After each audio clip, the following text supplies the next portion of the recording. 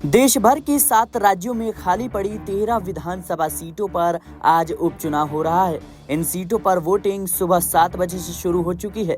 इनके नतीजे 13 जुलाई को आएंगे। लोकसभा चुनाव में इंडिया गठबंधन के अच्छे प्रदर्शन के बाद इन चुनावों में सत्ताधारी एनडीए को विपक्ष से कड़ी टक्कर मिलने की उम्मीद जताई जा रही है। आइए नजर डालते हैं कि कौन सी सीटें हैं जहां पर आज चुनाव है। आपको बता दें कि बिहार की रुपौली, पश्चिम बंगाल की रायगंज, रानाघाट दक्षिण, बगदा और मणिकताला, तमिलनाडु की विक्रावंदी, मध्य प्रदेश की अमरवाड़ा, उत्तराखंड की बद्रीनाथ, मंगलौर, पंजाब की जालंध वेस्ट, हिमाचल प्रदेश की देहरा, हमीरपुर, नालागढ़ सीटों पर 10 जुलाई को मतदान शुरू हो चुका है। ये सीटें लोकसभा चुनाव या विधायकों के निधन के चलते खाली हुई हैं।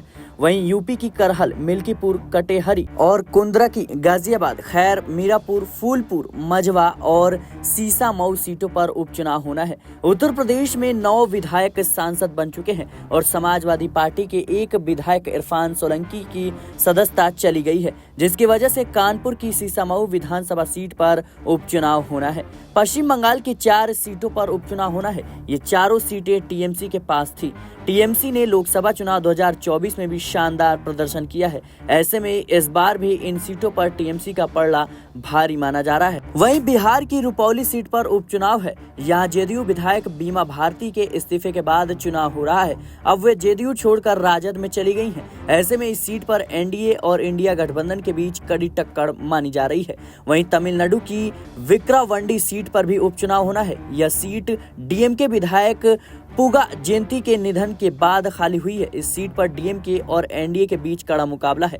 मध्य प्रदेश की अमरवाड़ा विधानसभा सीट पर भी उपचुनाव हो रहे हैं। यहां से कांग्रेस विधायक कमलेश प्रताप शाह बीजेपी में शामिल हो गए और इस सीट पर उपचुनाव हो रहा है। उत्तराखंड की बद्रीनाथ और मंगलौर सीट पर उपचुनाव हो रहे हैं।